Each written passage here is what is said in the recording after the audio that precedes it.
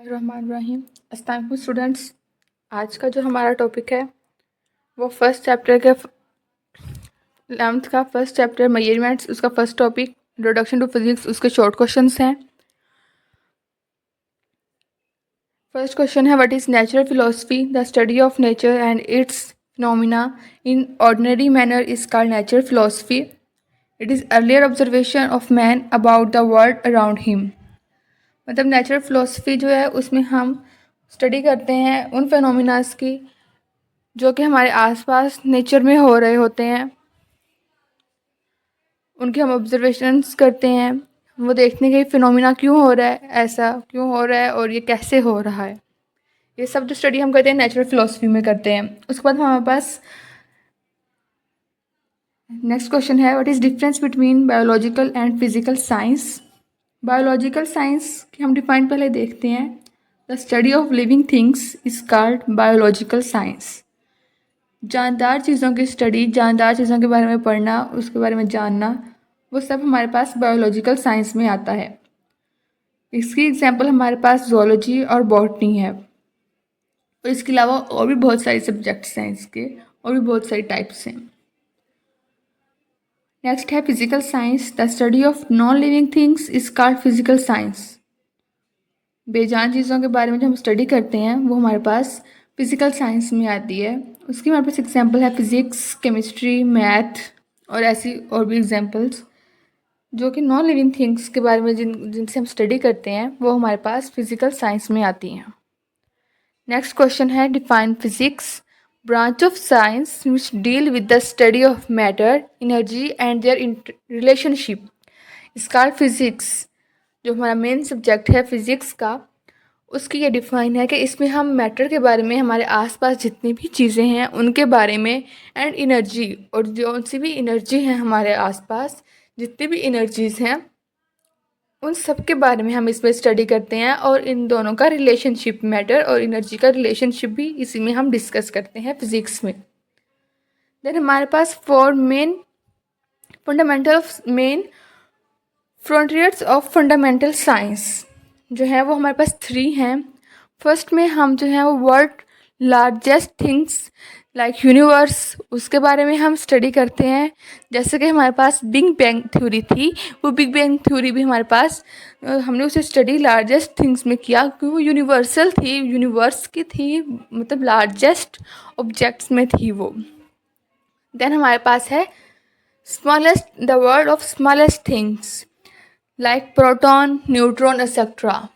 Means हमारे पास atom के अंदर प्रोटॉन्स होते हैं, न्यूट्रॉन्स होते हैं, इलेक्ट्रॉन्स होते हैं। उनकी स्टडी, उनकी ऑब्जर्वेशन के बारे में हमने स्मॉलेस्ट थिंग्स के बारे, वर्ल्ड ऑफ स्मॉलेस्ट थिंग्स, उसे हमने अलग कैटेगराइज कर दिया, उसकी कैटेगरी हमने अलग कर दी।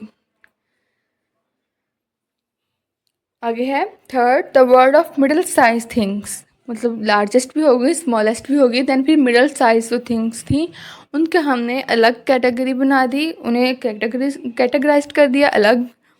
उसमें हमारे पास अर्थ आ जाती है, Mars, Jupiter, means individual planets, उनकी स्टडी, उनकी ऑब्जर्वेशंस, वो हमने थर्ड में मिडिल साइज में हमने उसे डिस्कस किया।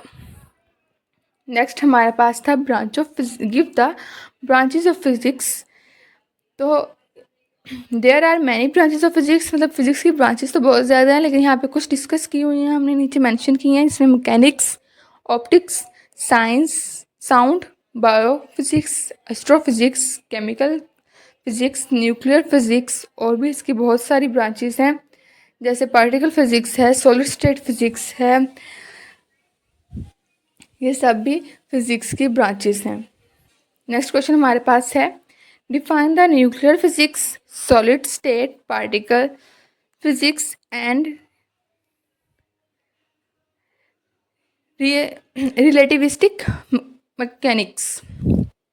फर्स्ट हम देखते हैं न्यूक्लियर फिजिक्स हमारे पास क्या है। The branch of physics which deal with study of atomic nuclei. Atomic nuclei की स्टडी जिसमें हम एटम्स के न्यूक्लियाई के बारे में पढ़ते हैं, मीन्स उनके रिएक्शंस पढ़ते हैं। जैसे हमारे पास यूरेनियम का रिएक्शन है स्लो मूविंग न्यूट्रॉन के साथ। उसके बाद हमारे पास अल्फ़ा पार्टिकल्स के रिएक्शंस हैं, बीटा पार्टिकल्स के साथ हमारे पास हमने रिएक्शंस किए हैं। वो जितने भी रिएक्शंस हैं वो हमारे पास न्यूक्लियर फिजिक्स में आते हैं। नेक्स्ट हमारे पास है solid state physics, the branch of physics which deal with study of structure and properties of solid. Means हमारे आसपास जितनी भी सॉलिड चीज़ें हैं उनके प्रॉपर्टीज़ और उनका स्ट्रक्चर, मतलब उनकी प्रॉपर्टीज़ क्या हैं और वो कैसे बनी हुई हैं, स्ट्रक्चर उनका क्या है। फॉर एग्जांपल अगर कोई चीज़ आयरन की है, प्लास्टिक की है, तो उसकी हमारे पास क्या प्रॉपर्टीज़ हैं और उसका स्ट्रक्चर क्या है, वो सब हम जो है वो सॉलिड स्टेट फिजिक्स में पढ़ते हैं। नेक्स्ट हमारे पास क्वेश्चन है, ब्रांच है हमारे पास particle physics, the branch of physics which deal with elementary particle ultimate particles is called particle physics. Elementary particles means हम अब अलग अलग पार्टिकल्स के बारे में पढ़ते हैं जिस ब्रांच में, उसे हम पार्टिकल फिजिक्स कहते हैं। उसके बाद फिजिक्स की वो branch, the branch of physics is deal with motion of such objects whose speed is approaching the speed of light. उन ऑब्जेक्ट्स की स्टडी जिनकी स्पीड ऑफ लाइट के बराबर तो नहीं कह सकते, तो उसके करीब तर है।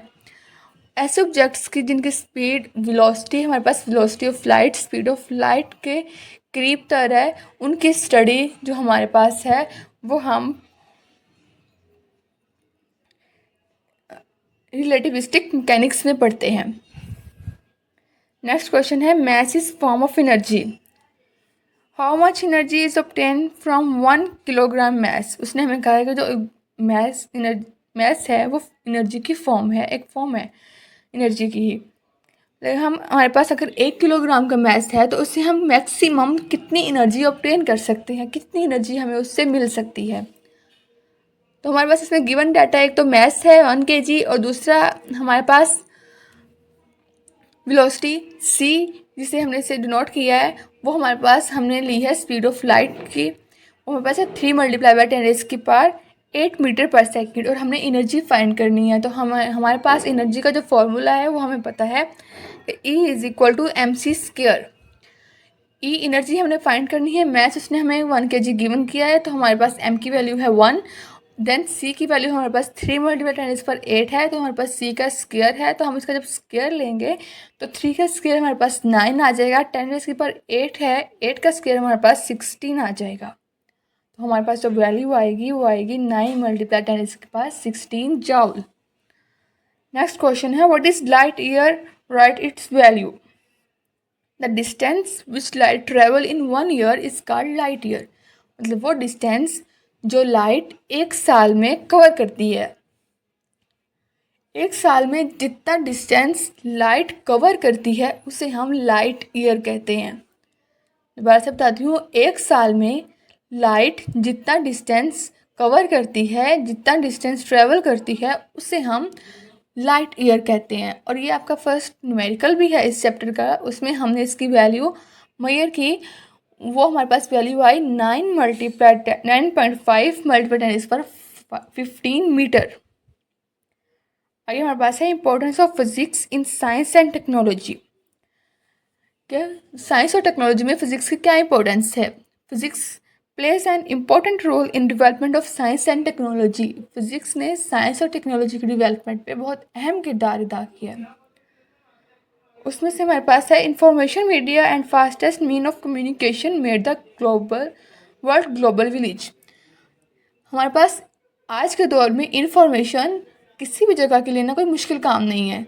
हमारे पास बहुत दूर से इंफॉर्मेशन हमारे पास आ जाती है बहुत कम टाइम में। हम किसी भी जगह की इंफॉर्मेशन बहुत कम टाइम में ले सकते हैं, और हमारे पास इंफॉर्मेशन बहुत ज़्यादा है आसपास के। हम बहुत सारी चीज़ें जो कि अगर हमारे पास ये कम्युनिकेशन मीडिया ना होता, हमारे पास इंटरनेट ना होता, हमारे पास कंप्यूटर ना होता, तो हमारे पास इतनी इन्फॉर्मेशन ना होती, हमने आज इतनी तरक्की ना की होती, हमारे पास रिसोर्सेज ना होते। तो उसके बाद है कंप्यूटर नेटवर्क, जिसमें सबसे इम्पोर्टेंट रोल जो है हमारे डेवलपमेंट में वो कंप्यूटर नेटवर्क का है। नेटवर्क एक बहुत बड़ा रोल है इसका भी हमारे डेवलपमेंट में। आज हमारे कंट्रीज़ के डेवलपमेंट में, हमारे एरियाज़ के डेवलपमेंट में। और जो इसका जो प्रोडक्ट ऑफ सिलिकॉन चिप, इसमें हमारे पास जो सिलिकॉन चिप यूज़ होती है जो कि कंप्यूटर का मेन पार्ट है।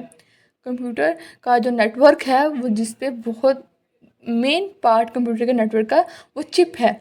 और वो चिप हमारे पास हम वो सैंड से ऑब्टेन करते हैं। और वो सैंड से ऑब्टेन होगी, ये हमें फिज़िक्स के बारे में हमने ऑब्ज़र्व किया आसपास, तो हमें पता चला कि हम यहाँ से सिलिकॉन लेके हम ऐसे चिप बना के ऐसे कंप्यूटर नेटवर्क में उसे यूज़ करेंगे, ऐसे हमारे पास इंटरनेट आएगा और ऐसे हमारे पास इंफॉर्मेशन का फास्टेस्ट मीडिया होगा। ये सब हमारी ऑब्जर्वेशन थी, ये सब फिज़िक्स में है। तो हमारे पास फिज़िक्स जो है वो बहुत इम्पोर्टेंट रोल है उसका हमारे पास कम्युनिकेशन मीडिया में, हमारे पास development of science and technology में। Thank you so much. ये था आज का लेक्चर। और अगर आपको इस टॉपिक के रिलेटेड डिटेल लेक्चर चाहिए तो वो हमारे यूट्यूब चैनल पे दिया हुआ है, आप वहाँ से देख सकते हैं। और उसका लिंक डिस्क्रिप्शन में मेंशन किया हुआ है, आप वहाँ से वो लेक्चर भी देख सकते हैं। Thank you so much.